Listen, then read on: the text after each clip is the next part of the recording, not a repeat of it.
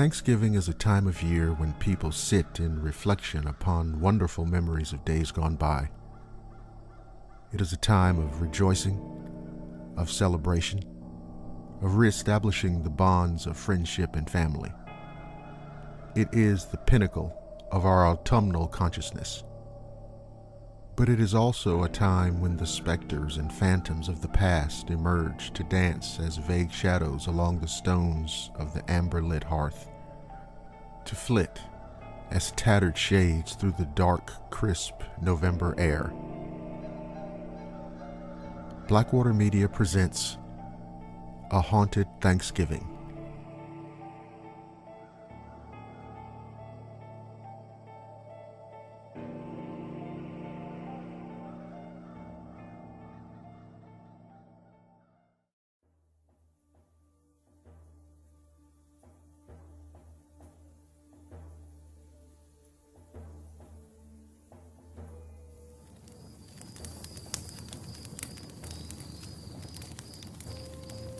One night on Cape Cod at Gayhead, a Mashpee woman and her children were alone in their wigwam. The children were sound asleep in their blankets, and their mother sat knitting beside her central fire pit. As customary, her door flap was wide open. Suddenly, she became aware of someone approaching her doorway and went to see who it might be. A sailor stood outside, and she asked him, "What do you want?" He replied, "I'd like to come inside and warm myself by your fire, because my clothes are wet, and I feel chilled to the bone." She invited him inside and offered a place for him to sit beside the fire to dry out and warm himself. She placed another log on her fire, then resumed her knitting.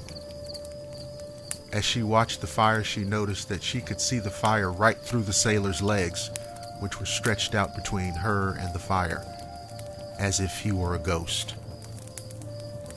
Her fear of him increased, but since she was a brave woman, she kept on with her knitting while keeping a suspicious eye toward the sailor.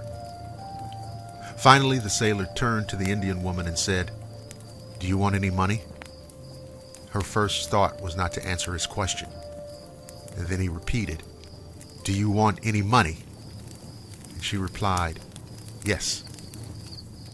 The sailor explained, "If you really want a large amount of money, all you have to do is go outdoors behind your wigwam. Beside a rock, you will find there buried a kettle full of money. I thank you for your hospitality. Good night." And he went away. The Mashpee woman did not go outdoors immediately, as she wanted to think about the sailor's proposal. She sat and knitted and thought for a while longer. Still, she felt frightened from the evening's experience and was reluctant to leave her wigwam. More knitting time elapsed.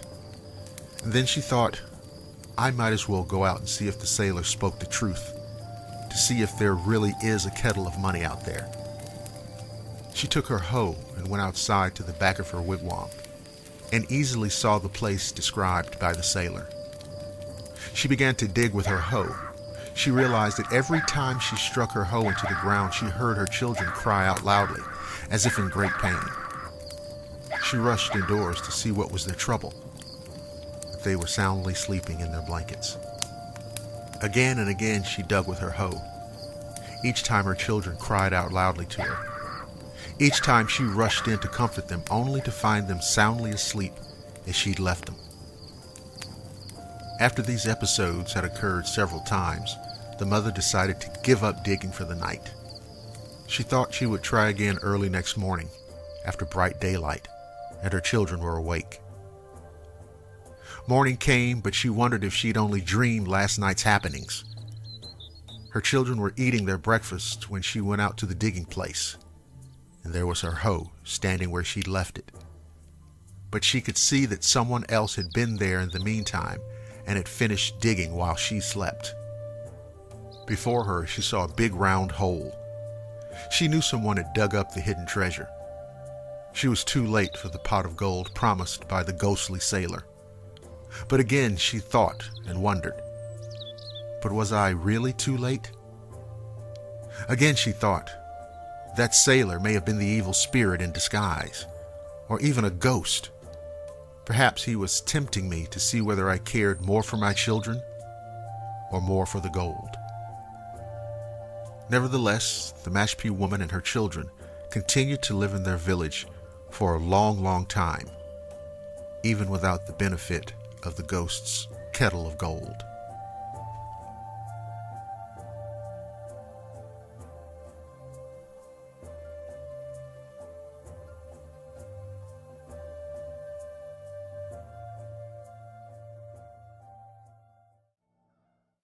Have you ever heard of a place called Dudleytown? If not, indulge me for just a few minutes while I tell you a little something about it. Like much of Connecticut, settlers came to the area around what is now the quiet little town of Cornwall in the mid-18th century, and that includes the first Dudleys who came from England to the Litchfield Hills in 1747. They helped create what became a thriving community known then as Aylesbury, primarily fueled through the region's growing iron industry. Homes were built, the land was farmed, iron was forged, and the town grew and prospered, and all was well. Or so it seemed. Some attributed the demise of the town to multiple mundane factors: the depletion of the farmland, the decline of the area's iron industry, the natural progression of younger Americans heading west to settle new lands, etc. Of course, there are others who simply believe the Dudley clan was cursed, as an inordinate number of Dudleys supposedly came to untimely ends, and that the troubles extended to the village they helped found. Whatever the cause, mundane or monstrous, the Dudleys died off and the settlement's population continued to dwindle until about the turn of the 20th century. Finally, the last resident gave up and abandoned what was left of the town. The surrounding forest slowly swallowed up the homes and buildings, and today, the only remnants of what had been are a few crumbling foundations and empty cellars. But what about this curse? The story goes that anyone who's tried to live in what had been Dudleytown has come into some terrible misfortune. Over the years, there has allegedly been everything from suicides to demonic possessions, and almost every kind of dark manifestation to speak of. It's become home to all sorts of alleged paranormal experiences, with visitors witnessing all manner of spirit and phantom, as well as having unsettled feelings of dread and fear. As you might expect, the area has also drawn the attention of those enthralled with dark forces and demonic rituals, plus a healthy number of amateur ghost hunters and teenagers simply searching for something to get into. Today, the remnants of the town sit on private property and is closed to visitors. It's just as well, too. For who among you possess the courage to venture into the village of the damned? And by the way, as you gather with friends and family during this season, remember to have a haunted Thanksgiving.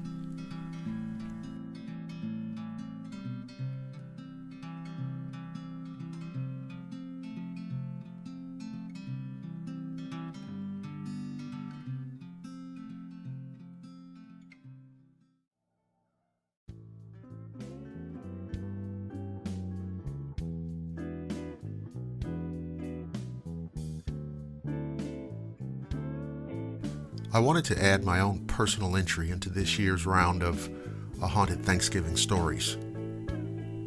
From the time I was a baby, we always spent Thanksgiving down in Waycross, Georgia, with my maternal grandmother, who we called Mama Lonnie. Oh, I should also mention that my great-grandmother lived right next door to Mama Lonnie. She's really at the heart of this story. Every year, we packed up the car and drove 250 miles south to Waycross.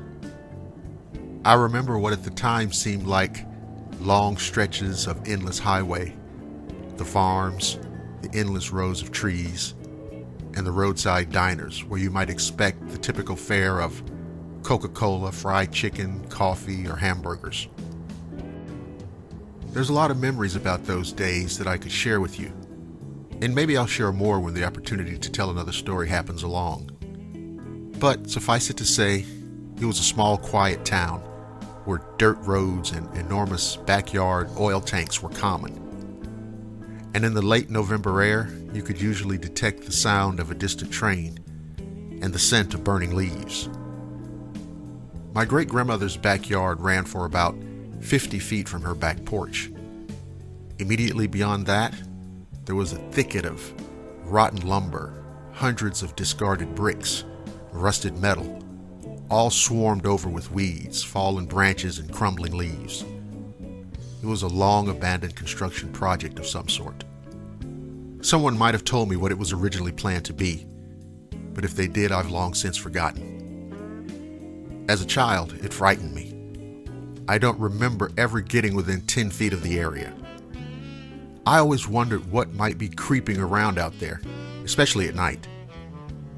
It didn't help that Mama Lonnie said that it was crawling with snakes, spiders, and big rats. But it was my great-grandmother who told me something that chilled my blood. She said that at night during the autumn months, and just after midnight, that a hutch kuchopko crept around back there. I said, "A what?" And she said it again. A hutch kuchopko. She said that the white folks called it long ears. She said it was in the shape of a huge gray wolf with a tail like a horse. She said it gave off a terrible odor, carried every disease imaginable, and haunted desolate places. Now the truth is I never saw it, and I'm glad. It's funny too because over the years I rarely thought about what she said, but I never forgot that eerie little patch of land. Did an evil wolf-like entity move in the shadows back there while we slept soundly? Perhaps. I'll always wonder. It all happened years ago. My great-grandmother died in 1990, Mama Lonnie in 2000. So I haven't been back to Waycross in over 20 years, and I doubt if I'll ever see that place again. All of the people from there that were near and dear to me are now long gone. And that which tied me to those sights and sounds, the scents, the joys, and the fears, are no more. And oh yes, as you gather together with friends and loved ones, please, have a haunted Thanksgiving.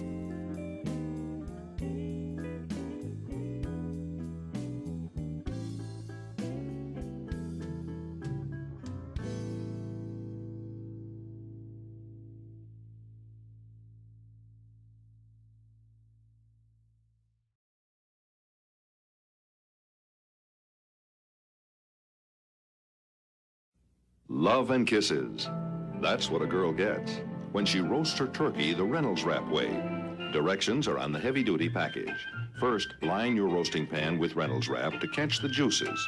See how it molds tight and firm? So strong, so tear-resistant. Now tint the turkey with Reynolds Wrap to keep the bird deliciously moist. Beautiful.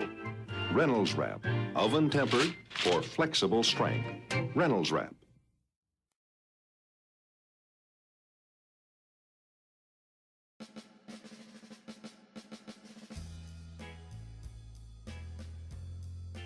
You're listening to the Blackwater Media Radio Network, the finest in digital audio entertainment.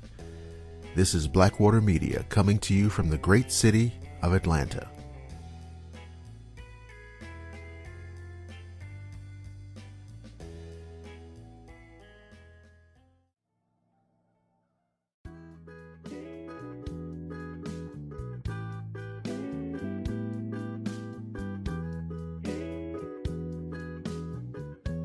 I lost my job last year, and things have been tight. My wife works, though, so we've been relying on her salary. I took over cooking and housework things as I'm home all day now. I'm looking for work, but I'm down to applying to fast food places, and they don't seem to want people my age. Some days it all feels quite desperate and out of control. I do quite well with budgeting for most bills, but I've had to do a lot of stretching for food on our new lower income. You know what I mean. Lots of cheap pasta dishes and buying up veggies on special offer that need to be cooked immediately. Just in terms of price, a lot of protein is totally out of our reach right now. Sometimes I can manage cheap cuts of meat if I pick it up on the best before date, again, selling as a special offer. But those go fast at our local supermarket. Even the food banks have mostly pasta or canned foods. There are a lot of people in our situation, it seems. On top of all this, we really aren't as healthy as we used to be either. Recently, though, we've been doing better. It seems as though I might be able to set a nice table for Thanksgiving. Maybe not a roast turkey and all the trimmings, but my wife came home the other day with a big pack of ground meat, so along with some potatoes and onions, I prepped a few dishes for Thanksgiving dinner. My wife even got kidneys for a pie. Thing is, though, I can't figure out how she's doing it. Don't get me wrong, I'm not unappreciative, but I just don't know how she's able to afford it all. After all, her job at the mortuary really doesn't pay that well.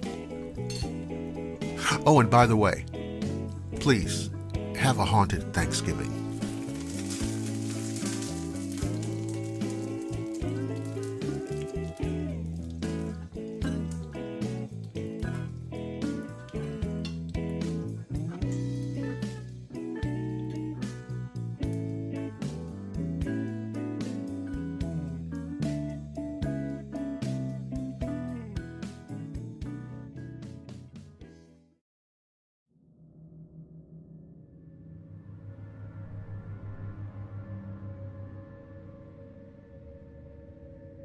This incident happened to me when I was very young, and it still chills me to the bone to this very day.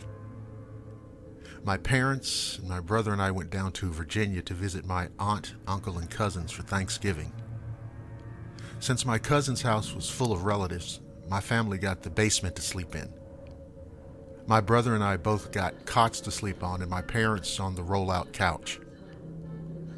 The basement was located on the lower level of the house, of course, and there were twin double glass doors covered by a thin white curtain at the back of the basement that led into the backyard.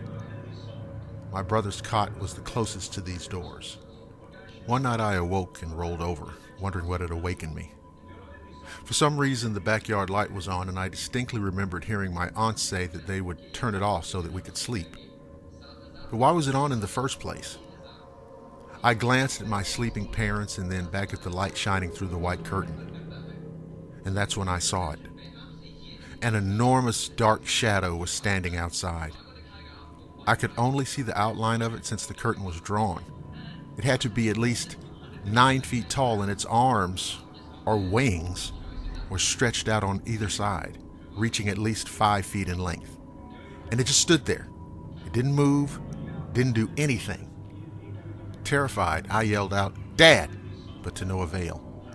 I looked at my father sleeping soundly on the bed next to me, and then my brother sleeping close to the double doors and the thing on the other side.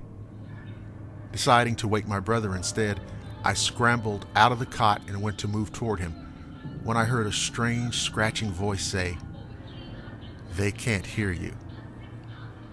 I remember almost jumping completely out of my skin. To be addressed directly by an unknown entity is the scariest thing that can happen to you. I very quickly crawled back into my cot, tossed the covers over my head, and began sobbing and shaking uncontrollably until I somehow finally fell back asleep. And the thing was still outside in the light when I fell asleep, by the way. Next morning I told my parents what happened, and they just laughed, saying it was probably just a nightmare. I know what I saw, though. I can still remember what it felt like to touch the freezing cold basement floor with my bare feet. Later in the day, something weird happened. I overheard my grandmother on the phone with someone. I didn't catch everything she was saying, but I did catch a certain sentence, which was, "Well, maybe that's what Lindsay saw outside the double doors last night." I ran upstairs and asked my parents why they told everyone what I saw, and they both looked at me and insisted they didn't tell anyone because they were certain I just had a bad dream. So naturally, I confronted my grandmother and asked her about what she'd said on the phone, and she looked at me blankly and said that she hadn't been talking to anyone on the phone, that she'd been in the kitchen the entire day helping with the preparation of the turkey. My aunt even vouched for her. To this day, I'm mystified about what happened to me that Thanksgiving all those years ago. I know it wasn't a dream. And what would have happened had I thrown back the curtain to reveal what the shadow creature was on the other side? But to each and every one of you, I wish a haunted Thanksgiving.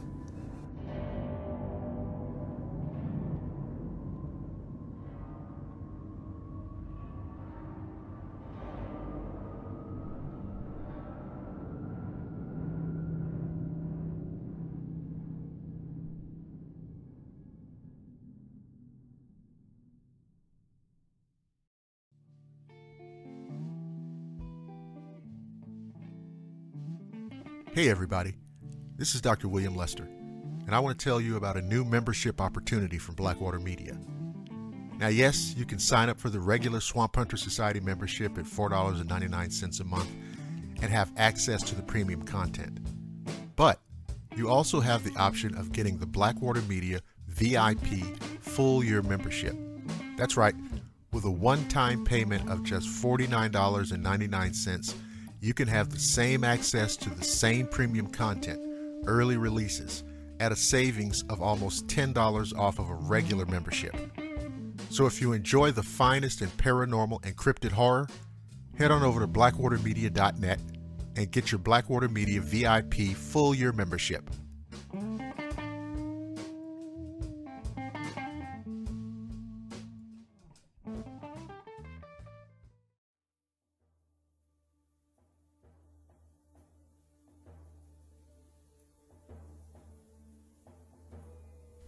In the days before horses, a party of young Arapahoes set off on foot one autumn morning in search of wild game in the western mountains. They carried heavy packs of food and spare moccasins, and one day as they were crossing the rocky bed of a shallow stream, a young warrior felt a sudden sharp pain in his ankle. The ankle swelled and the pain grew worse until they pitched camp that night. Next morning, the warrior's ankle was swollen so badly that it was impossible for him to continue the journey with the others. His companions decided it was best to leave him.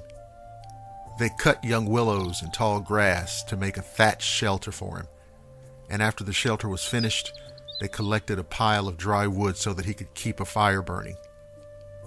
"When your ankle gets well," they told him, "don't try to follow us. Go back to our village and await our return." After several lonely days, the lame warrior tested his ankle, but it was still too painful to walk upon. And then one night, a heavy snowstorm fell, virtually imprisoning him in the shelter. Because he'd been unable to kill any wild game, his food supply was almost gone. Late one afternoon, he looked out and saw a large herd of buffalo rooting in the snow for grass, quite close to his shelter. Reaching for his bow and arrow, he shot the fattest one and killed it. He then crawled out of the shelter to the buffalo, skinned it, and brought in the meat. After preparing a bed of coals, he placed a section of ribs in the fire for roasting. Night had fallen by the time the ribs were cooked, and just as the lame warrior was reaching for a piece of meat, he heard footsteps crunching in the frozen snow. The steps came nearer and nearer to the closed flap of the shelter. "Who could that be?" he said to himself. "I am here alone and unable to run, but I shall defend myself if I have to." He reached for his bow and arrow. A moment later, the flap opened, and a skeleton clothed in a tanned robe stood there looking down at the lame warrior. The robe was pinned tight in the neck so that only the skull was visible above the skeleton feet below. Frightened by this ghost, the warrior turned his eyes away from it. "You must not be frightened of me," the skeleton said in a hoarse voice. "I have taken pity on you. Now you must take pity on me. Give me a piece of those roast ribs to eat, for I am very hungry." Still much alarmed by the presence of this unexpected visitor, the warrior offered a large piece of meat to an extended bony hand. He was astonished to see the skeleton chew the food with its bared teeth and swallow it. "It was I who gave you the pain in your ankle," said the skeleton. "It was I who caused your ankle to swell so that you could not continue on the hunt. If you had gone with your companions, you would have been killed. The day they left you here, an enemy war party made a charge upon them, and they were all killed. I am the one who saved your life." Again, the skeleton's bony hand reached out, this time to rub the warrior's ankle. The pain and swelling vanished at once. "Now you can walk again," the ghost said. "Your enemies are all around, but if you will follow me, I can lead you safely back to your village." At dawn, they left the shelter and started off across the snow, the skeleton leading the way. They walked through deep woods, along icy streams, and over high hills. Late in the afternoon, the skeleton led the warrior up a steep ridge. When the warrior reached the summit, the ghost had vanished. But down in the valley below, he could see smoke coming from the teepees of his Arapaho village.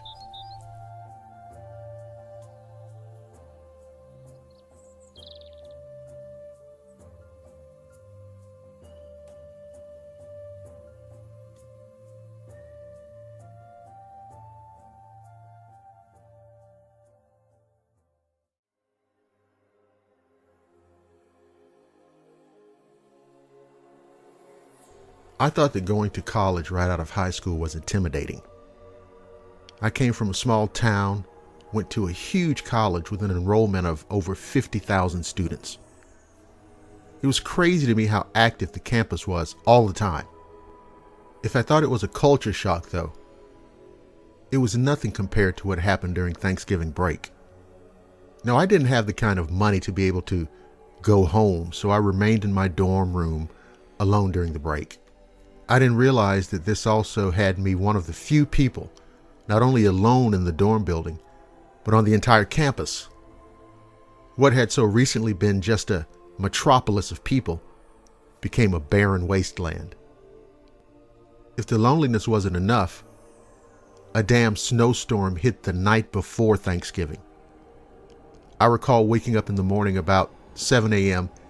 and looking out across a completely barren and desolate campus. Now, I suppose this doesn't seem weird at all, but it was a complete shock to me. Honestly, I spent the entire day on Wednesday in my dorm room looking out over the campus. I didn't really even have the nerve to go out. However, I guess I began getting stir crazy on Thanksgiving.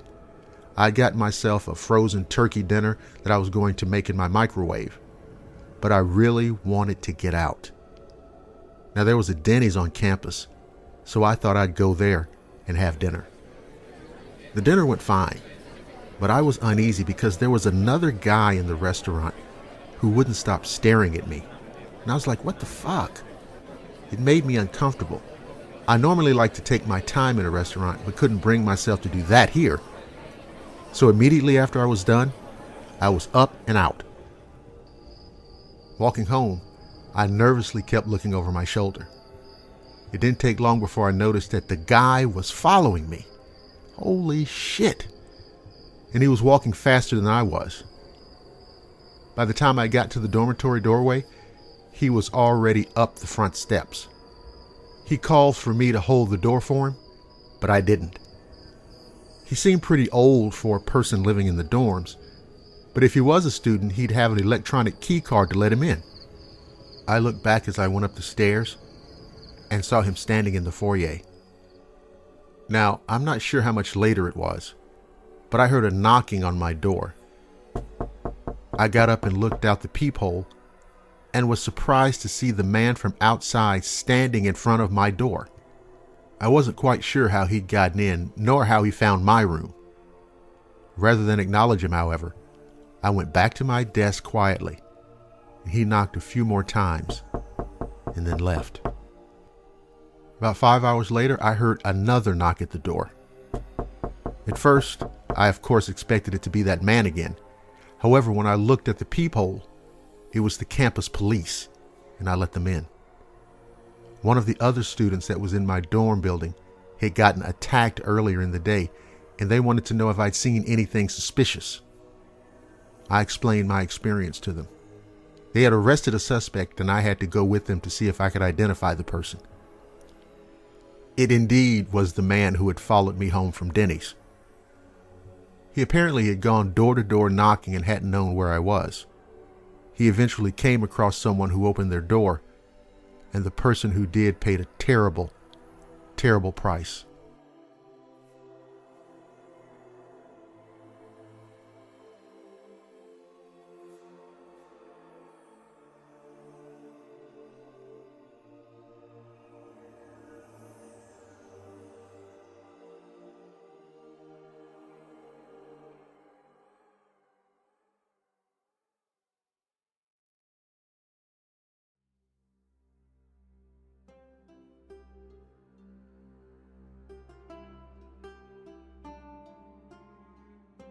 Every Thanksgiving, twin brothers Bill and Frank Watson used to hear a ghost story from their grandfather.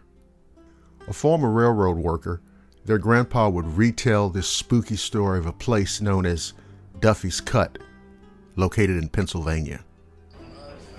In 1909, a man was walking home from a tavern. There he saw blue and green ghosts dancing in the mist on one September night. The Pennsylvania Railroad kept a record of this incident too. The man said, "I saw with my own eyes the ghosts of the Irishmen who died with the cholera a month ago, dancing around the big trench where they were buried. It's true, mister, and it was awful. Why, they looked as if they were kind of green and blue fire, and they were hopping and bobbing on their graves. I heard that the Irishmen were haunting the place because they were buried without the benefit of clergy." After their grandpa died, the Watson twins inherited his old railroad papers. Turns out their grandpa was the assistant to Martin Clement, the president of the Pennsylvania Railroad. From there, they were shocked to find so many correspondences with the blue and green ghosts in the area. According to Frank, one of the correspondences said, "X marks the spot." Basically, the twins believed that perhaps there was a mass burial ground created when the landfill was made. This area was also the site of the original railroad bridge.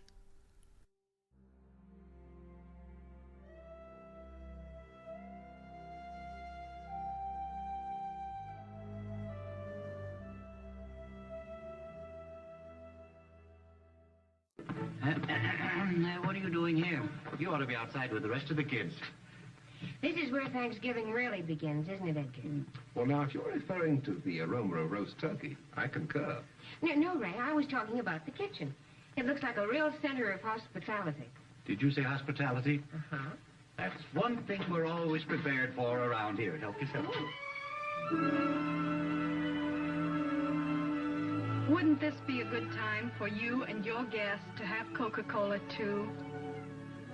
Yes, and Coca-Cola is so delicious, so refreshing, so tempting to any guest when you bring out those familiar bottles with tiny beads of moisture running down their frosty sides, assuring you that the Coke inside is really ice cold.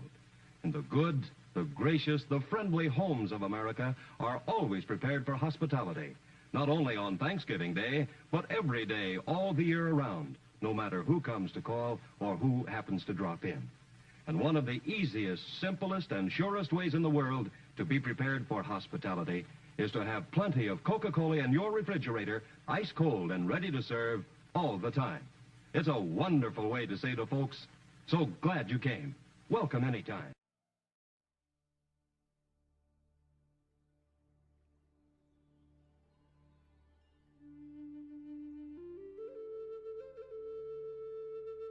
An old witch was dead, and his people buried him in a tree up among the branches in a grove that they used for a burial place. Sometime after this, in the winter, an Indian and his wife came along looking for a good place to spend the night. They saw the grove, went in, and built their cooking fire. When their supper was over, the woman, looking up, saw long, dark things hanging among the tree branches. "What are they?" she asked. "They are only the dead of long ago," said her husband. "I want to sleep." "I don't like this at all. I think we'd better sit up all night," replied his wife. The man would not listen to her, but went to sleep.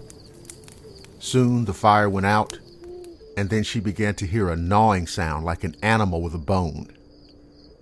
She sat still, very much scared, all night long. About dawn, she could stand it no longer, and reaching out tried to wake her husband, but she could not. She thought him sound asleep. The gnawing had stopped. When daylight came, she went to her husband and found him dead, with his left side gnawed away, and his heart gone. She turned and ran. At last she came to a lodge where there were some people. Here she told her story, but they would not believe it, thinking that she had killed the man himself. They went with her to the place, however. There they found the man with his heart gone, lying under the burial tree with the dead witch right overhead. They took the body down and unwrapped it. The mouth and face were covered with fresh blood.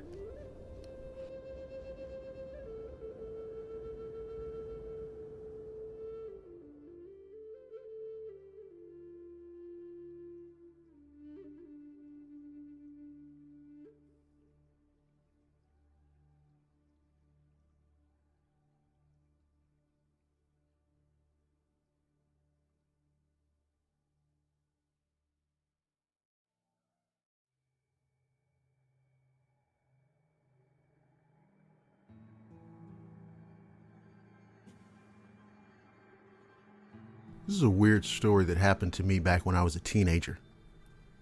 My grandparents had a really small farm located in a small hollow.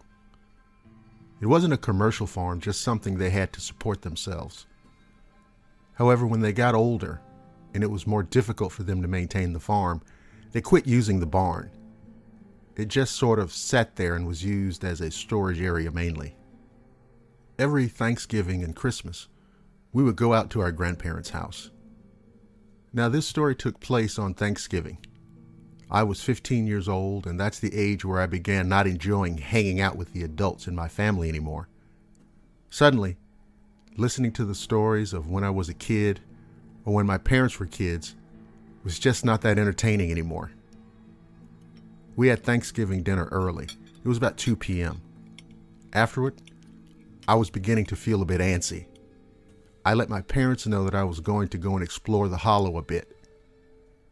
It'd been a while since I'd done so. I didn't even think of asking my younger brother and sister if they wanted to go. It was fine because honestly, I felt like being by myself. I knew that I really didn't have a lot of time to explore before it got dark. So I set out and made sure I knew how far I could go and still get back before the sun had gone down. I didn't do the greatest job of it though. If you've ever been out exploring the woods, you might probably know what I mean. You can easily get fascinated with the woods and the hills and lose track of time. It got very, very dark before I was anywhere close to being home. By the time I got to the farm, it had been dark for at least an hour. I'd never been out by the barn when it was dark outside. It looked incredibly creepy. Now, being a teenage boy, I of course liked scary things. The thought then occurred to me that if the barn was creepy looking on the outside, it must be creepy as hell on the inside, and I decided to check it out. Now, getting into the barn was simple. My grandparents rarely locked the door of their house, much less about locking the barn. They lived in a really safe area where crime was pretty much unheard of. The barn did have one of those heavy wooden locks on it. There's a name for it, but I forget what it's called. I was surprised that I was able to get the door open at all. I figured that the hinges had to be nearly rusted shut. So as I mentioned, the barn was old. And even when it was in use, my grandparents would only have been in it during the day. So there was no light. Thank God that I lived in the era of smartphones though, because I of course had a flashlight on my smartphone. I turned on the flashlight and just marveled at the creepiness.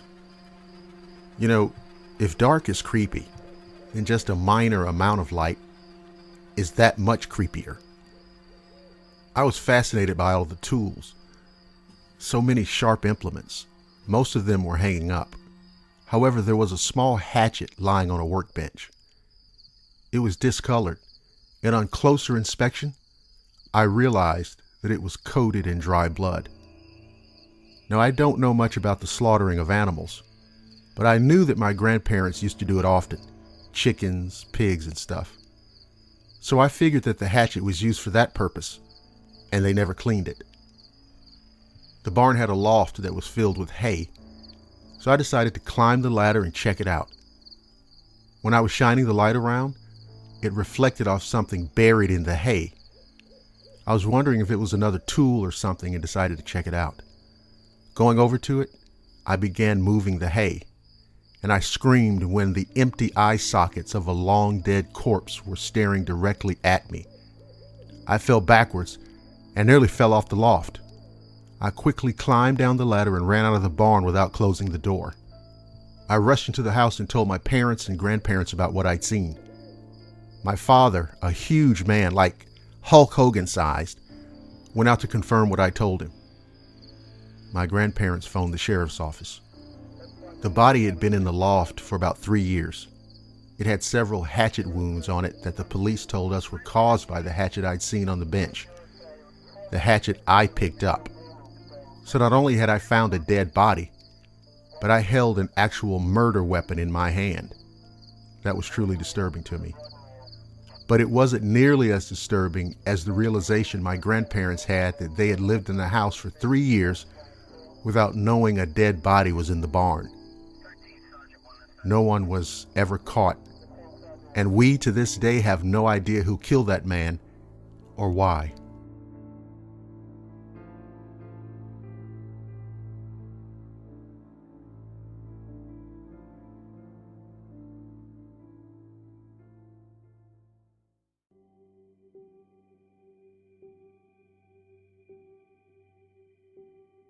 For the purposes of this story, I wish to remain anonymous.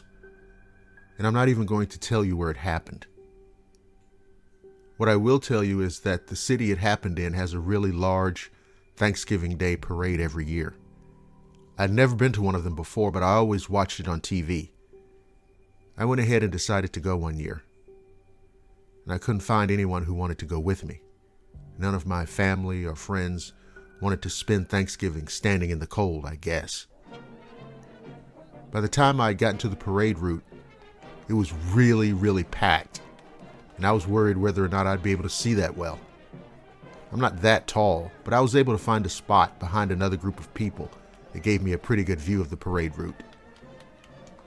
I hadn't been there very long when I noticed someone who, for some reason, just caught my eye.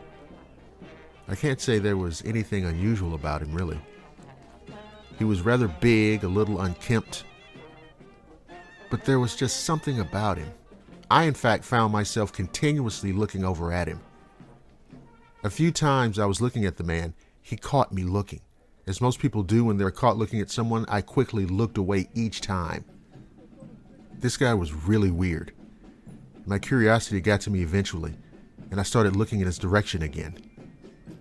After a while, I could tell that he was getting annoyed, and I resolved to try harder not to look at him, but that just made it worse. He was so goddamn weird. After a while, I looked at the man again and noticed that he was closer to me than he had been before. I didn't think about it at first because we were in a big crowd watching a parade. People moving around in the crowd were in no way unusual. But the more I glanced over at him, the closer and closer to me he kept moving.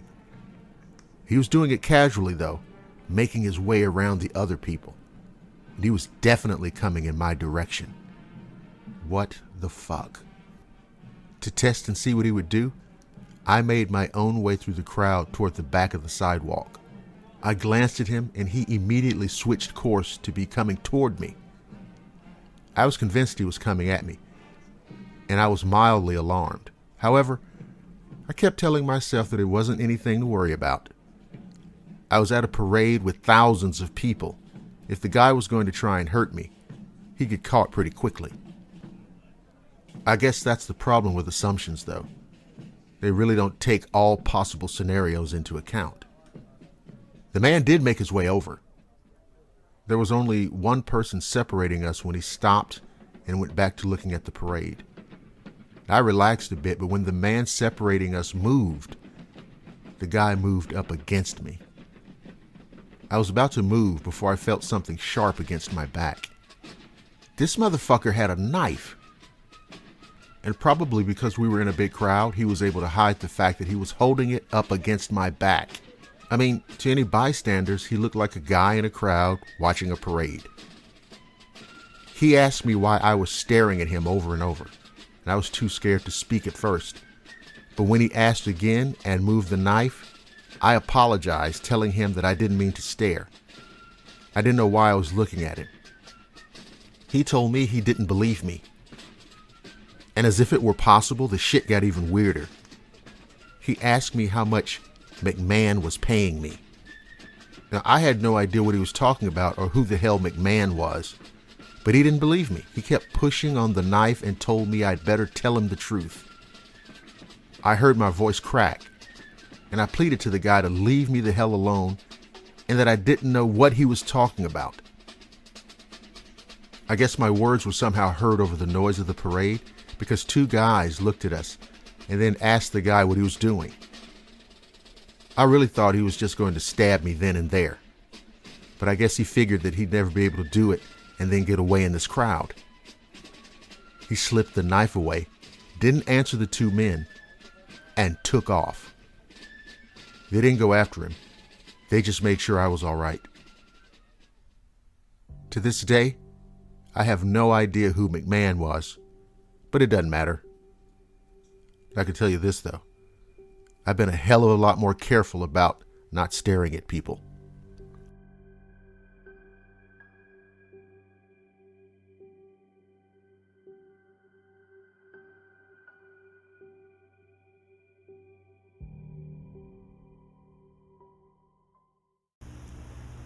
Remember, Harry, it's Marion's first holiday turkey, not a word if it's dry.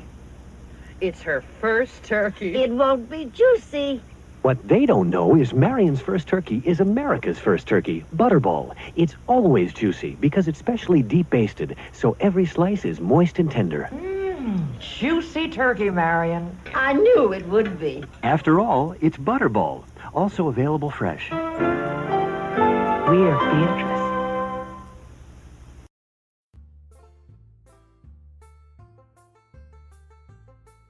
It was all over the papers, though no one really knew how the events unfolded.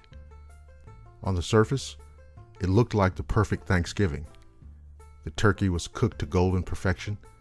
Steam still rose from the freshly baked dinner rolls, and the house was filled with the scent of cinnamon and melted butter from the pumpkin pie and candied yams. Each family member sat around the table dressed in their Sunday best, ready to enjoy the feast before them. Yet this picturesque scene, which could have easily been on the cover of Home and Garden magazine, was revealed to be under the surface a gruesome tableau of a family fallen. Foul play was afoot this Thanksgiving. 5 corpses sat around this untouched meal. Claude and Mildred Blackstone earned their money on the backs of hard-working slaves who ran their plantation. Claude ruled the farm with an iron hand during the day, and Mildred kept a household that was as strict as it was spotless. The 2 ice-cold children, which consisted of bratty Cynthia and Toby, who earned a reputation for frequenting the slave quarters at odd hours of the night, had just reached young adulthood. The children occupied themselves with their own preoccupations, as did the rest of the Blackstone household. Uncle Percival, Claude's youngest brother, was generally considered to be a good man as the priest of the local parish of Farronville, but was not without his secrets. Claude had recently taken ill with tuberculosis, and it was clear he was not long for this world. This had left Toby and Cynthia with a conundrum. They were the next of kin, and the fortune that they would stand to inherit was substantial. By the laws of the township, it was known that the entire fortune would go to Toby, being the firstborn male son. This, of course, did not sit well with Cynthia, as she soon began plotting to remove Toby from the picture. However, despite Toby's apparent thickness, he was wise to his sister's plans and developed his own. Cynthia's vanity would be her downfall. A simple tampering with her cosmetics would be the end for her, but not before Cynthia's knowledge of her brother's sweet tooth would have him find an added ingredient in his beloved saltwater taffy. Both Blackstone children died silently in their sleep. Percival had always been jealous of Claude's success and affluence, but most of all, his wife. He had been in love with Mildred since they were children, but it was Claude who had won her heart, and they married young. Yet the passion had faded from their marriage years ago, and now Percival found himself making more and more house calls to the Blackstone home. He and Mildred met in the woods to confront their secret love for each other, but religion and family obligation kept them from fully reconciling their passion, even despite Mildred's discovery of Claude's liaisons with the slaves. Percival would listen patiently as Mildred confessed her hate for her husband daily.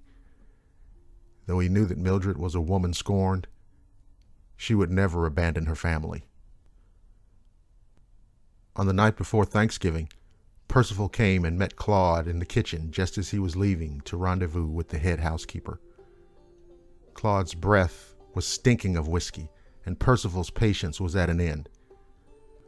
The hatred these two had for one another in this moment climaxed from a low simmer to a rolling boil, and neither could suppress it any longer. Claude swung at his brother and missed. Percival, reaching for the only thing he could find, drove his crucifix directly through his brother's heart. In horror of what he'd done, Percival left the kitchen that Thanksgiving Eve and ran to his parish to pray. When Mildred came down for her nightly cup of tea and saw her husband dead on the floor, she quickly called for her children. When they didn't answer, she ran up to their room only to discover each child dead in their beds. Mildred screamed and wailed, crumbling to the floor in despair. However, moments later, as though nothing had happened, she rose, wiped her tears, and calmly dragged the bodies of her children one by one downstairs to the dining room. She gathered her husband's body from the kitchen. All night long she prepared them, dressing them in their finest clothes, cleaning their wounds, and arranging them around the table. Percival spent the night praying in the church, and that next morning came to the house ready to confront his sins and beg Mildred's forgiveness. As he reached the house, he called out for Mildred. He heard her familiar, elegant voice echo from the dining hall. "In here." Percival entered. The table was set for all of them. The lifeless bodies sat around the Thanksgiving feast. A bottle rested between the 2 glasses of wine. Percival's shock and confusion left him speechless. All thoughts of his own confession to Mildred had left his mind. As he stammered to ask Mildred for an explanation, she smiled sweetly and handed him a glass of wine. "Drink," she said, "and we can all be family again." Percival drank the wine as he was told, and the poison worked quickly. "Now, we are family again,"